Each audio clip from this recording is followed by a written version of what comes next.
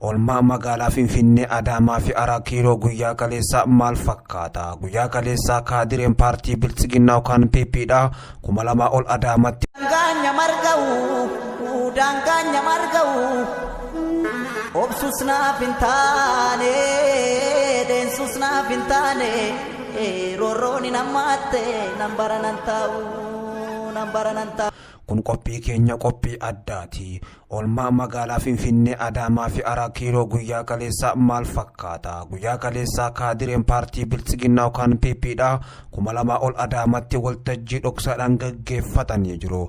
Gama biraatiin ammoo odeessa Finfinnee Araa Kiiloo keessaa beefi akkasumallee Abiyyi Jawaarii fi Lammaa irratti maal je'ee guyyaa kaleessaa dhaadatee ture. Kun qophii keenya qophii addaati. Qophii keenya addaa arraan tanaa keessatti wantoota jajjaboo ta'anii Itoophiyaa keessatti deemaa jiranii fi hidhamtoota siyaasaa wajjin wal qabatee wantoota ammaan tana tahaa jiran kan gurra isin buufnu ta'a. Agaruma sagantaatti nu wajjin turaan afeerraa keenya gamanumaan viidiyoo keenya laayik sheer gochuu siin dagatinaadha. Qophii keenya adda arraan tanaa wantoota jajjaboo ta'aniin jalqabna. Dhiibbaan alaa fi keessaa waan jabaatee itti fufeef hidhamtoota hanga tokko ammoo sababbii koronaatu hammaate jedhuun akka hiikan yaadni dhiyaate irratti guyyaa kaleessaa mari'atamee jira.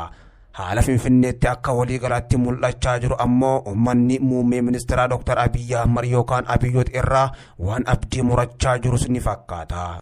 Gama biraatiin ammoo Abiyyot kaasaadhaa dubbiin itti cimaa dhufuudhaan imbaasiin Itoophiyaa London DC, Paaris, Minnesota, Neezerlaand yookaan Hoolaandaa fi akkasumallee USA akka malee abdii murachiisee jira. Shakkii biyyoonni addunyaa hunduu murtee USA kana hordofanii yookaan murtee Ameerikaa kana hordofanii gargaarsa dhaaban jechuu isaatiin Abiyyis mataan dhukkubaa jira halkanii fi guyyaa. Gama biraatiin ammoo dhiibbaan dhaabbanni mirga dhala namaatiif falmu Human Rights Watch fi dhaabbanni mootummaa gamtoomanii United Nation guyyaadhaan godhaa jirus Abiyyi kokkee qabee jira. Gama biraatiin ammoo Somaaliyaa Itoophiyaatii fi Somaalilaandiin, Soomaaliyaa, Jabuutiin oggurri jimaa kuduraa fi muduraadhaa yeroodhaan nu mudachaa jiru kun rakkoo uummanni kun oggura kana godhaa jiruuf mootummaan Abiyyi Ahmad ammoo furmaata laachuu qaba jechuudhaan muummee ministeeraa Dr. Abiyyi Ahmadis gaafatanii jiru. Muummeen ministeeraa Dr. Abiyyi Ahmad imbaasiin Itoophiyaa yookaan qoonsulaan Itoophiyaadhaa biyyoota Awurooppaa adda addaa keessatti hojii dhaabuun dhukkuba sammuu isatti uume halkanii fi guyyaa hirriibaa isaa dhorgee jira. Abiyyot kaasaadhaa waadaa uummata Oromootiif galee aangoo waggaa 2 qabatee maqaa jijjiirama jiruun ammoo waadaa uummata Oromoo erga nyaatee booddee uummanni Oromoolleen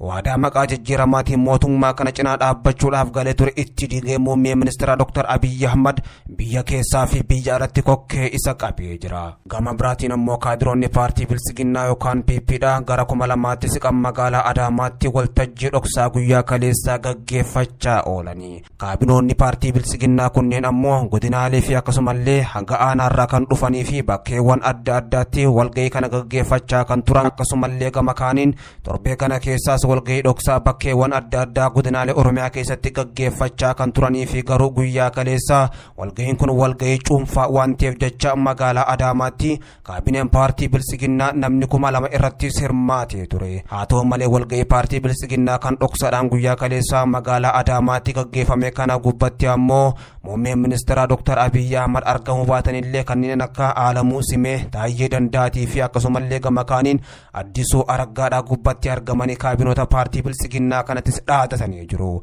Obbo Jawaar Mohammad gama kaaniin ammoo Lammaa Magarsaallee bakka itti goonee jirra argitanii jirtu. Kana booddee namni asii fi achi yoo jiraate akkasumatti bakka itti goona jechuudhaanis uummata sanitti dhaadatanii jiru. Haa ta'u malee yeroo kaabinoonni paartii Biltsiginnaadhaa magaalaa Adaamaatti walgahii kana yookaan waltajjii dhoksaadhaan gaggeeffachaa turan kanatti ammoo muummeen ministeeraa Dr. Abiyyi Ahmad hooggantoota federaalaa jajjabootaa wajjin Araa Kiiloo keessattis walgahii gaggeeffachaa oole. Bifuma kana fakkaatuun ammas muummeen ministeeraa Dr. Abiyyi Ahmad bakka obbo Jawaar Mohammadii fi obbo Lammaa Magarsaa hin jirretti maqaa isaanii kaasuudhaan Araa Kiiloo keessatti guyyaa kaleessa hooggantoota paartii Biltsiginnaa kan federaalaa biyya hoogganaa jiran gubbattis dhaadatee jira. Dhaadannaa muummeen ministeeraa Dr. Abiyyi Ahmad walgahii Araa Kiiloo guyyaa kaleessaa keessatti dhaadatan obbo Lammaa Magarsaatis hojiirra gaggeessinee jirra. Obbo Jawaar Mohammadis keessa buufnee jirra. Kana booddee ammoo namni nuun mormuu danda'u fi kan nuun mormatu tokkolleen hin jiru jechuudhaan achi gubbattis dhaadatanii jiru. Haa ta'u malee paartii bilisiginnaa biyya gaggeessaa jiru malee kana booddee namni tokkollee mootummaa kanaan dorgomuus hin danda'u jechuudhaan muummeen ministeeraa Dr. Abiy Ahmad hooggantoota federaalaa wajjin mari'atanii achi gubbatti ammoo dhaadannoo bifa kanaa dhageessisanii jiru. Dhaadannoon guyyaa kaleessaa muummeen ministeeraa Dr. Abiy Ahmad yookaan Abiyyot kaasee achi gubbatti dhaadatan kun obbo Jawaar Mohaammed mana hidhaa keessa shiraan kaa'uu fi akkasumallee gama kaaniin hoogganaa raayyaa ittisa biyyaa paartii isaanii yookaan ilaalcha paartii isaanii waan hin deeggarreef jecha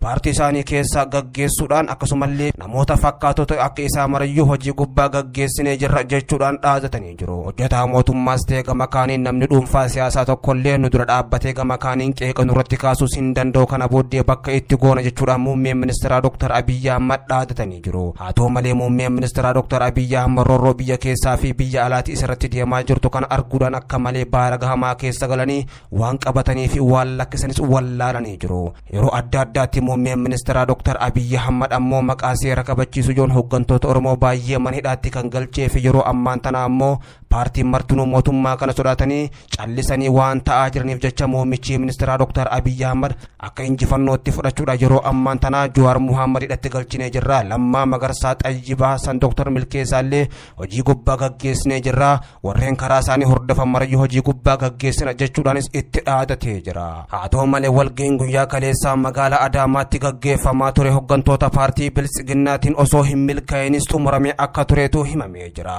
Yeroo waa'een obbo Lammaa Magarsaa achi gubbatti ka'u kaabinoonni paartii bilisiginnaadha kan godinaalee Oromiyaa adda addaa gubbaa dhufanii achitti hirmaatan dubbiin obbo Lammaa Magarsaadha isaaniif liqinfamuu akka didde yookaan isaaniif akka hin fudhatamnes dubbatanii jiru. Haa ta'u malee walga'iin guyyaa kaleessaa magaalaa Adaamaatti dhoksaadhaan gaggeeffame hooggantoota naannoo Oromiyaa godinaalee adda addaa irraa dhufan akeekkachiisuu fi sodaachisuudhaaf kan hojjetame ta'ulleenis baramee jira. Alamuusimee Addisuu Araggaa Taayyee Dandaafaan hooggantoota paartii bilisiginnaa kaabinoota bakkeewwan adda addaa Oromiyaa keessaa dhufan doorsisuudhaan karaan keessan kana booddee mootummaa kana jalaa yoo duuba deebitan ammoo hidhaa yookaan hojii gubbaa gaggeeffamu jechuudhaanis akeekkachiisanii akka jirantu himamee jira.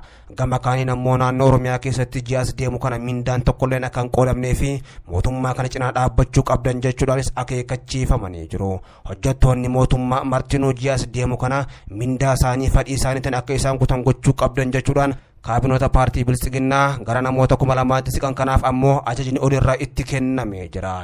Yeroo bakka irraa dhuftanitti deebitan hojjettoonni mootummaa tokkollee ji'a kana keessa mindaa isaanii argachuuf akka hin jirree fi gama kaaniin kan mindaa hin kennu ji'a ammoo hojii gubbaa gaggeeffamuu qaba jechuudhaan kaabinoota paartii bilisiginnaa kanaaf ajajni laatamee jira. Naannoo Oromiyaa dabalatee Itoophiyaa guutuu keessatti ji'as deemu kana muummeen ministeeraa Dr. Abiy Ahmad maqaa deeggarsa joon hojjettoota mootummaa guutummaan guututti mindaa irraa muruuf deema. Mindaa ji'a tokko kana gargaarsa godhatee uummata keenyaa miidhuu fi akkasumallee gama kaaniin ijibbaata biyya kana bulchuu gochuuf deema. Yeroo biyyoonni addunyaa adda addaa gargaarsa irraa muratanii kokkee isa qabanii fi akkasumallee biyya keessaa ammoo naannoon Oromiyaadhaan waan qabdu marayyuu dhorgattee jirtu kanatti ammoo hojjettoota mootummaa kanneen ta'an naannoo mara keessa hojjechaa jiranii fi akkasumallee akka Itoophiyaa guutuu biyyattiitti mindaa ji'a tokko guutumatti irraa muree ittiin of jiraachisuuf deema. Haa ta'u malee ammoo gama biraatiin aangaa'onni mootummaa olaanoo ta'an 184 akka hidhamuu qaban guyyaa kaleessaatis itti murtaa'ee jira. Komishinii naamusaa fi farra malaammaltummaa federaalaa Itoophiyaadha aangaa'onni mootummaa olaanoo ta'an 184 kanneen yeroodhaan qabeenya isaanii hin galmeessin hafan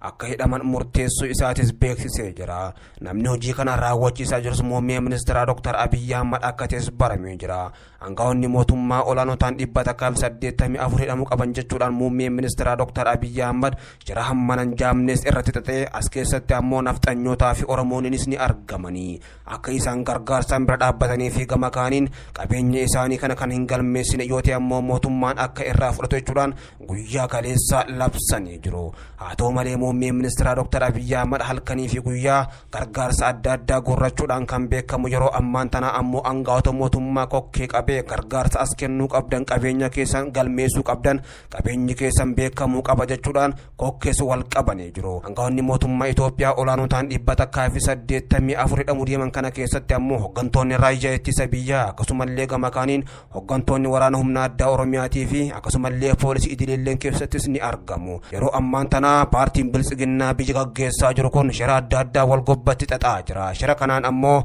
namoonni baay'een as keessattis nyaatamuuf waan deeman ni fakkaatu. Shirri muummee ministeeraa Dr. Abiyyi Ahmad xaxaa jiran kun ammoo muummee ministeeraa Dr. Abiyyi Ahmaditti yeroo isaa yookaan aangoo isaatis gabaabsaa waan deemus ni fakkaata. Muummichi ministeeraa Dr. Abiyyi Ahmad ammoo guyyaa kaleessaa hidhamtoota siyaasaadhaan maqaa dhukkuba koronaa vaayirasii joon haga tokko yoo dubbiin jabaatte gallakkisuu qabna jechuudhaanis mariidhaaf dhiyeessee jira. Haa ta'u malee maqaa koronaa kana yoo dubbiin jabaatte malee ammas gama kaaniin gadi hin lakkifnu jechuudhaanis gubbatti mari'atanii jiru. Naannoo Oromiyaa keessatti uummanni Oromoodha ammas deebisee labsii biraa kan labsu yoo ta'e hamma tokko waan obbo Jawaar Mohammadii fi Baqqalaa fi Hamzaa Boronaa hin ta'in gallakkisuu qabna jechuudhaanis murteessanii jiru. Yoo hiriiraa fi daandii cufuu fi akkasumallee gama kaaniin sochiin naannoo Oromiyaa keessatti hin kaaniti ammoo achumatti hafan jechuudhaanis murteeffatanii jiru. Yoo dubbiin jabaatte daandiin cufamuu fi akkasumallee gama kaaniin hiriirri biyya keessaa fi biyya alaa kan itti fufute hidhamtoota hamma tokko ammoo maqaa dhukkuba koronaa vaayirasii kanaan dhiifame isaaniif goone gallakkifna jechuudhaanis murteeffatan.